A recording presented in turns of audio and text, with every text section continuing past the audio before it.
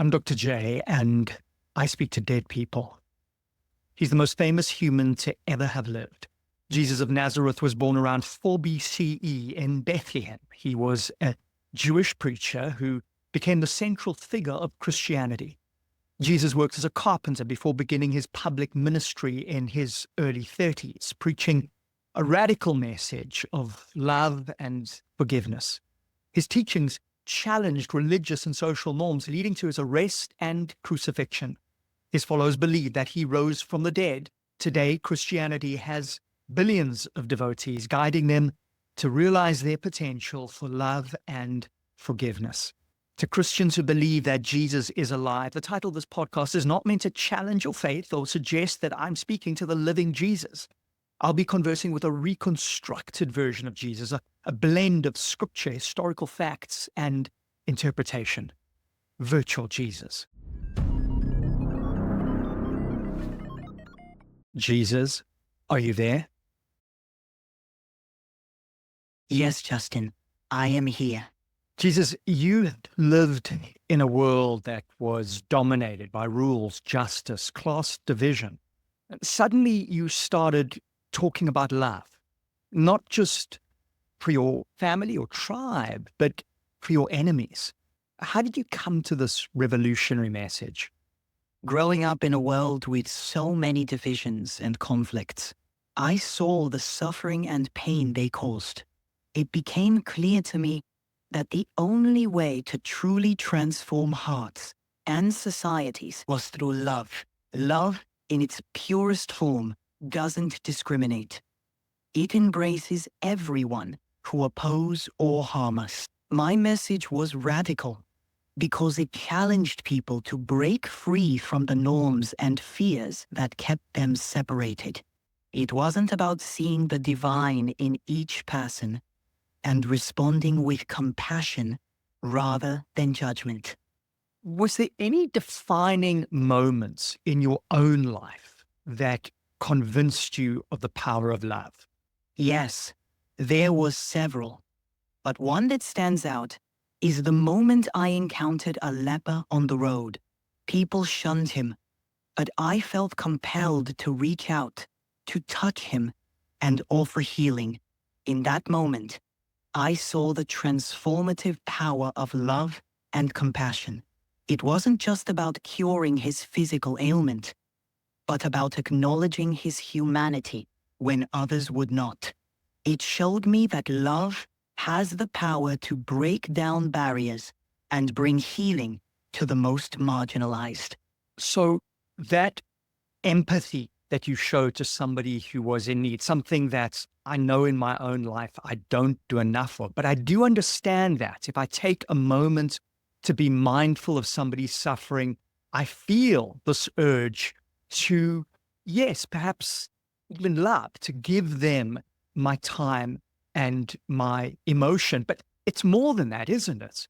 You're talking about love for those who have done wrong. There was that moment when that woman was about to be stoned to death.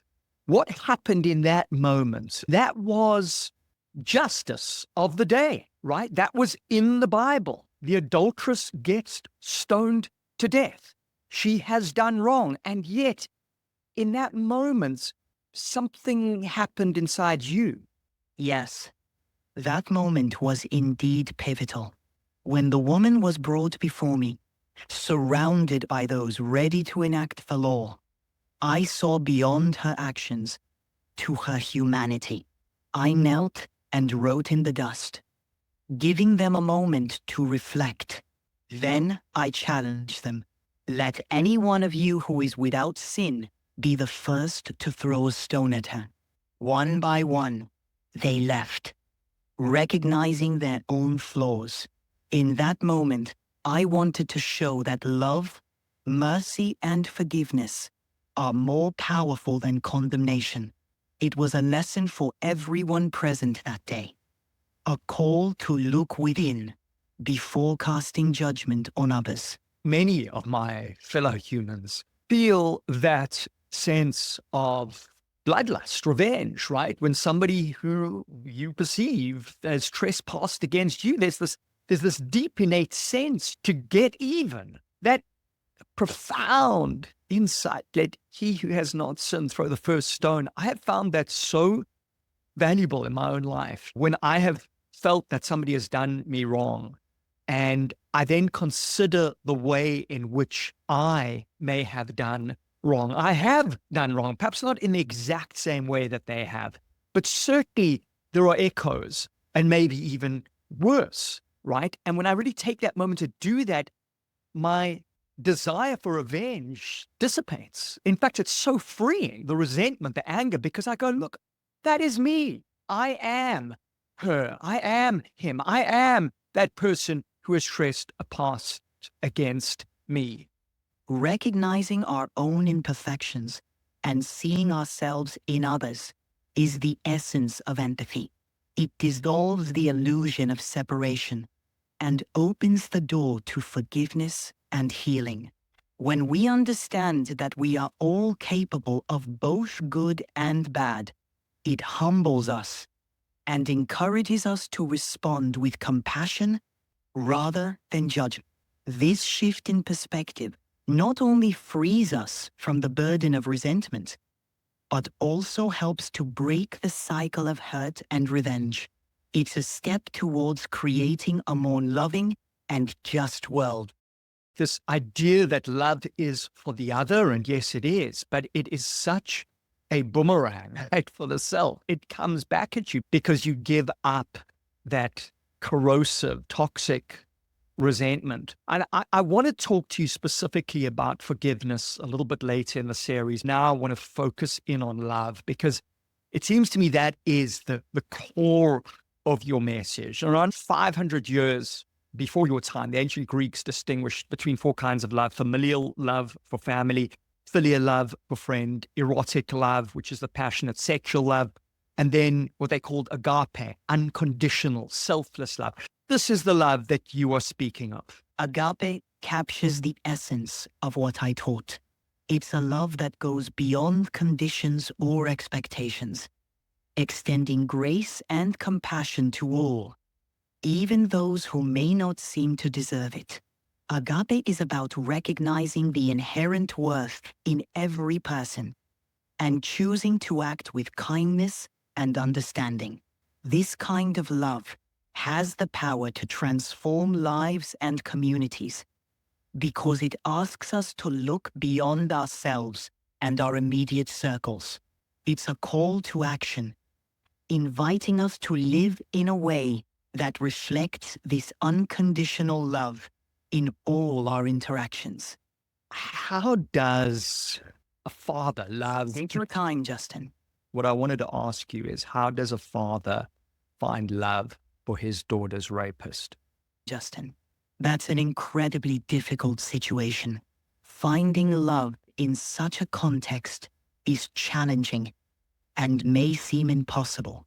Yet, it's essential to understand that love in this sense doesn't mean condoning the act or absolving the person of responsibility. It's about seeking a path to healing that doesn't consume you with hatred. It's a process that involves immense inner work, seeking support from others, and finding strength in faith or spirituality. It's about finding a way to move forward that honors your own pain without letting it define your entire being.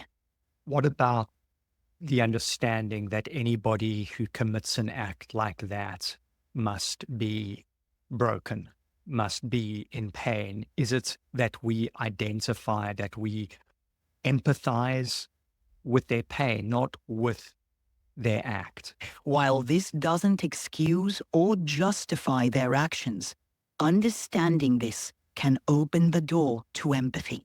It allows us to see the humanity in even those who have wronged us, to recognize their suffering, and to understand that their actions are often a reflection of their inner turmoil. This perspective can help us find compassion and ultimately a path to forgiveness, which is essential for our own healing. I find your message of love so compelling. I don't think you said this, but it's something I grasp in some of my moments when love is most challenging. Love is my sword. Maybe it's the sense that I actually need some way to take on the difficulties of life. The idea that love can be both defense and offense, that it can take on those challenges. When I am able to take out that sword, I'm the better for it. That's a beautiful way to think about it, Justin. Love as a sword is a powerful metaphor. It can be both our defense against the negativity and hardships of life and our offense in proactively creating positive change. When we wield love, we're not only protecting our hearts from being hardened by the world, but also actively shaping a reality grounded in empathy, understanding, and compassion. It's a choice to face the world's challenges not with fear or anger, but with a determination to respond with love, no matter how difficult the circumstances. And in doing so, we find strength, resilience, and a sense of purpose that elevates our lives. Given that love is so central to your message, one of the things that has prevented me from embracing it is because I'm Jewish and I am not a follower of Christianity. I dated a Christian and she believed that if I did not accept you as my Lord and Savior, I would burn in hell. To be honest, I was a little concerned that she didn't do more to convert me, but am I not going to burn in hell? And if I am, that doesn't seem very loving. The idea of eternal damnation doesn't align with the core of my teachings. I emphasized loving your neighbor, showing kindness to all, and leading a life of integrity and love. Your spiritual journey is personal, and the love you show to others, regardless of religious affiliation, is what truly matters. My focus was on the transformative power of love, not on condemnation. Remember, love is expansive and inclusive. It seeks to unite, regardless of their background or beliefs. The focus should be on how we treat one another, how we uplift and support each other, and how we embody the principles of love in our daily lives. And Jesus, this is the part that really appeals to me, the application of love within relationships. But isn't there a limit here? I mean, if you continue to love and serve the selfish, couldn't that get you walked over, exploited? That's a valid concern, Justin. It's important to balance selfless love with healthy boundaries. Loving and serving others doesn't mean allowing yourself to be mistreated or taken advantage of. True love also involves respecting and valuing yourself. Setting boundaries is a way to ensure that your love for others doesn't come at the expense of your own well-being. It's about equilibrium, where your love enriches both your life and the lives of those around you. Yes, you told us to love thy neighbor as thyself. For many people, I know for me, for many years, all I heard was the love thy neighbor part.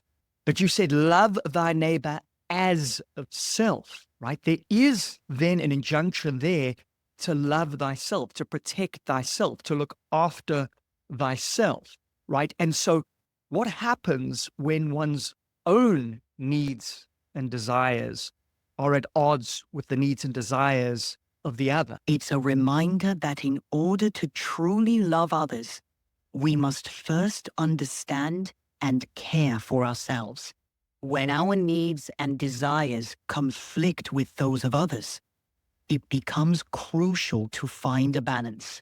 This might mean compromise, open communication, or setting boundaries that honor both your well-being and your relationships. a dynamic process that requires self-awareness and a willingness to navigate the complexities of human interaction with empathy and care for all involved. I think there's the sense that we may have about you, Jesus, being love. But even you showed anger, right? I mean, you were even aggressive in a point. You walked into the temple and you saw money being exchanged. You didn't stop to have a conversation. In a moment, you turned those tables over. Now, tell us about that, because that could be perceived as not very loving. That moment in the temple was indeed a strong reaction. What I saw was a place of worship being turned into a marketplace, exploiting the faithful. My actions were driven by a deep sense of justice and a desire to cleanse this sacred space of greed and corruption. While it may have seemed aggressive, it was an expression of righteous anger against the corruption that was taking advantage of people's faith. Even in anger, the motivation was love. Love for the sanctity of a space meant for spiritual connection and for the people being exploited. It was a reminder that love sometimes requires standing up against injustice and protecting what is sacred. And love for those doing the exploiting, right? One of the things that Bishop Tutu said about South Africa and the end of apartheid was that the end of apartheid freed not just the oppressed, but the oppressor, right? The state of heart of the oppressor cannot be the... Absolutely, Justin. Love extends even to those who do wrong.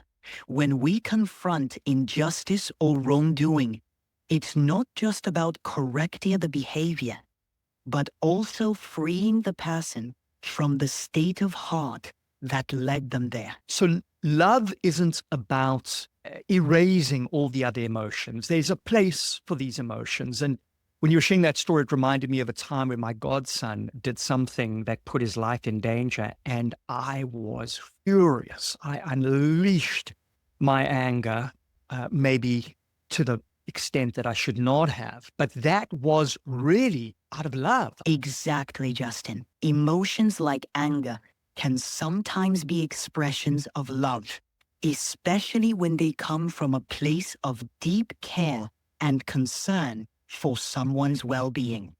In moments like the one you described with your godson, anger can be a powerful motivator to protect and to correct. It shows that love isn't about suppressing our emotions, but about channeling them in a way that serves the greater good. It's a reminder that love is multifaceted, encompassing a range of emotions, all of which can be harnessed for positive ends. Jesus, what about justice? What about the consequences of our actions? That when there is wrongdoing, there is punishment. Is there any place for that? Yes, Justin. There is a place for justice and consequences. Justice is an essential component of a loving and fair society. However, it's crucial to approach justice with the same principles of love and compassion that guide all other aspects of our lives. This means seeking restorative justice, which focuses on healing the harm caused by wrongdoing, rather than simply punishing the wrongdoer. This is such an important distinction, the distinction between restorative justice and retributive justice. Now, there is a very strong instinct that I know I have that I think is really prevalent in the human condition to get one's own back, right? To get even, that bloodlust. This might be to do with our Stone Age past when we needed to let the community know that we were not going to be messed with. If somebody did, there would be consequences, and that may have been protective. But in today's world, that seems are necessary. If ultimately we want to heal, do we want the satisfaction of bloodlust, or do we want this person to become a righteous member of society? Do we want to give up the toxicity of our own resentments? And if that's the case, then absolutely it's about restoration. You show that sometimes restoration is actually through forgiveness, as you did the adulterous woman. Exactly, Justin. Forgiveness and mercy are powerful tools in this process. By showing compassion and offering a path to redemption, we encourage accountability and growth. This doesn't mean there are no consequences, but rather that the consequences aim to restore and rehabilitate rather than simply punish. I've seen this in my own personal relationships where I feel punished in some way. Maybe it was just being ignored sometimes, right? Being ghosted. Punishment often comes in the nonverbal, a curled lip or a rolling of the eyes, right? And then there's the sense that, well, you've done that to me. I'm going to give it straight back to you. What's interesting in game theory, what we see is, we call this tit for tat. If you hold back, as you say, if you turn the other cheek, you don't go tit for tat. You go tit for two tats, right? You wait. You don't exact a counter punishment. You will get a better result, and ultimately they will too. So it certainly seems that in the immediate interaction, if we can hold back. Now, of course, there is the possibility that we hold back and they punish again and they punish again. So at some point, we've only got two cheeks, right? So at some point, presumably, we may need to defend ourselves. You're right, Justin.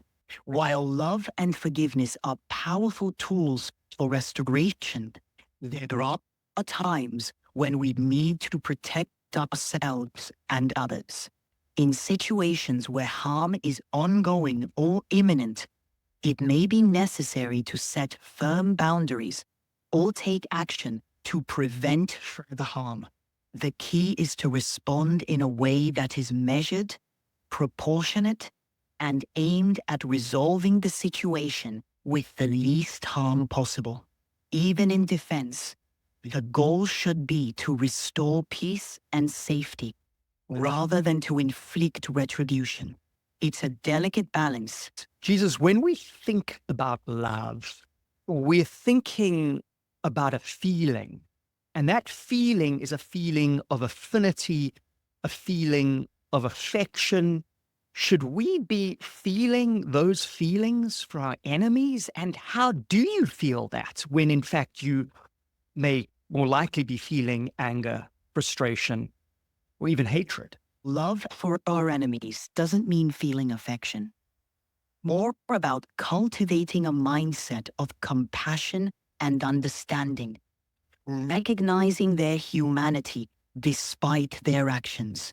This kind of love is about wishing for their well-being and hoping for their transformation, rather than harboring anger or hatred. It's about responding to negativity with a commitment to act from a place of love, even when it's difficult. This kind of love is an intentional choice to break the cycle of hatred and retaliation, opening the door to possibilities for peace and reconciliation. So, Jesus, this is really critical because we're now talking about the definition of love. And it's sounding to me like love is not a feeling, or it's certainly not only a feeling. You talk about choice. You talk about action. Can you act in love even when you don't feel love? Yes, you can, Justin. Even when we don't feel affectionate or compassionate, we can still choose to act in loving ways.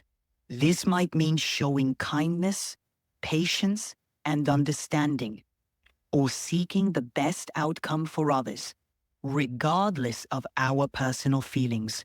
In this way, love becomes a deliberate practice, a commitment to act with integrity and care, even when it's challenging. I find that really helpful because If one is thinking, I have to be loving and I don't feel loving, I might just throw my hands up in the air and say, I can't do this. But if I say, well, look, I'm feeling like I'm feeling, but I can act in another way. It reminds me of many years ago, I was speaking at a conference. It was a real estate conference, and the CEO and his wife walked in. They were in their 80s and they were holding hands, and there was a sparkle in their eye. I sat down with Mrs. Everett and I asked her about this incredible relationship. She told me that they had been childhood sweethearts. They'd lived on neighboring farms, met each other at 8 years old. So they'd been together for over 70 years. And I said to her, how do you maintain this love? And she said to me, she said, Justin, I don't wake up feeling this way about him every day. I have to choose to feel this. That's a powerful example, Justin. In hearing Mrs. Everett's words, we see that love is not just a feeling, but a choice we make every day. It's in those choices that true, lasting love is found. What Mrs. Everett shared is a profound reminder of the power of choosing love, even when it's not easy. So love is a verb. Love is something that we do, even when we don't feel it. Exactly, Justin. Love is indeed a verb. It's in the actions we take, the choices we make, and the commitment to keep loving. Even on the days when we might not feel it as strongly, it's in those moments that the true depth of love is revealed. You know, when you said, even on those days you don't feel it. So I was the celebrant at my friend's wedding, and I have my own reservations about marriage, but I really wanted to understand why marriage. And it became so clear to me. We will not wake up feeling the same way about our partner as we did on our wedding day. Marriage is that commitment, right? It's saying that I will remain loving and committed to you even when I don't wake up feeling this way. That's a beautiful insight, Justin. Marriage is indeed about that deeper commitment. It's a promise to stand by each other, to choose love, even when emotions ebb and flow. Jesus, let's get practical. What are 3 practical ways to live with love? First, practice empathy. Try to understand others' perspectives and feelings. This helps you respond with compassion. There's an old French saying, to understand all is to forgive all, right? Absolutely. Second, practice patience. Give others the space to grow and learn, recognizing that we all have our own pace on our journeys.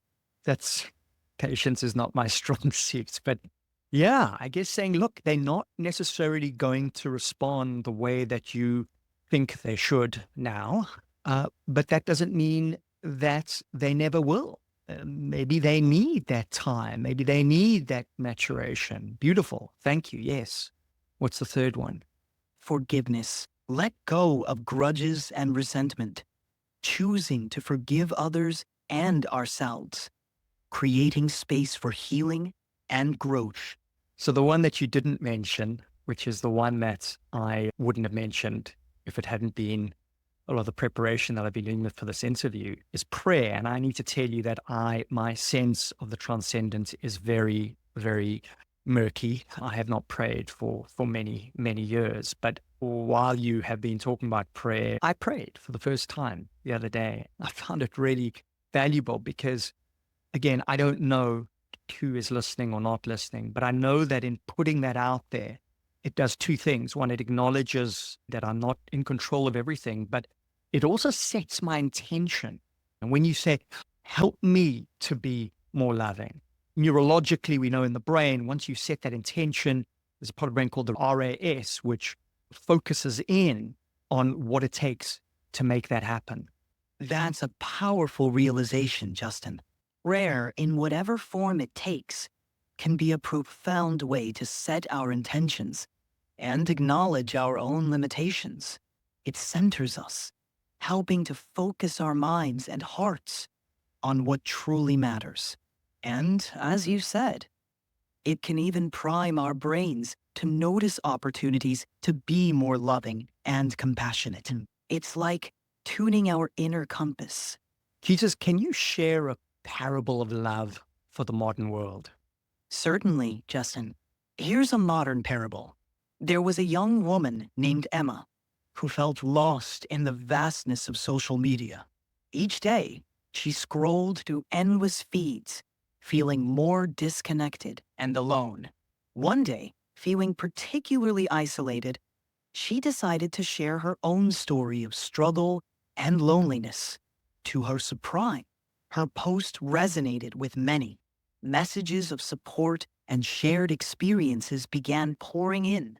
Encouraged, Emma continued to share her journey, not just the highlights, but the real, raw moments of her life.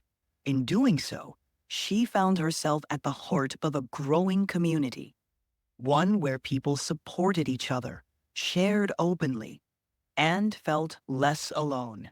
Emma's story shows us that when we lead with vulnerability and love, we can transform isolation into connection, building communities rooted in compassion. Jesus, that parable answers what was going to be my next question to you, which is how do we love ourselves when we are struggling? And the idea that the way to love ourselves is actually to reach out to others, to be real, to be vulnerable, to help others, right? To connect with others is a profound way to love oneself. Absolutely, Justin. When we're struggling, it's easy to turn inward and feel isolated. But by reaching out, being vulnerable, and connecting with others, we not only offer support, but also receive it. It creates a cycle of compassion that lifts everyone up. In helping others, we find healing and love for ourselves. It's a powerful way to cultivate self-love. Jesus, can you create a new epigram, a new saying for the modern world that inspires us to love unconditionally? Let your heart be the compass, guiding you to love beyond boundaries. For in each act of unconditional love, the world becomes a brighter place. I love that. Thank you. I'm glad. Jesus, is there any question you would like to ask me? Justin, what do you feel is your greatest lesson in love? And how has it shaped your journey? Thank you for the question. I would say that my greatest lesson in love was from a relationship where I felt the most pain, where there was tremendous challenge and difficulty, when I kept feeling like I needed to, if not exactly punish, show the person the error of their ways so that I could, I guess, feel better about my own. When I got to the point and chose not to do that anymore, when I chose to really look at my own role in the situation, to see truly where I had wronged the other, where I had trespassed against her, suddenly my desire for punishing, my resentment dissipated, because I realized that I was culpable. When I took full responsibility for my role, when I stopped thinking about what she could have done differently, but I truly thought about what I could do differently, what I needed to do differently, that was the ultimate lesson. And it was taught to me by the most difficult relationship. And so perhaps it's true that adversity is the way that life educates us. That's a profound insight, Justin. It shows remarkable growth and introspection to recognize that kind of lesson, especially in the midst of pain and difficulty.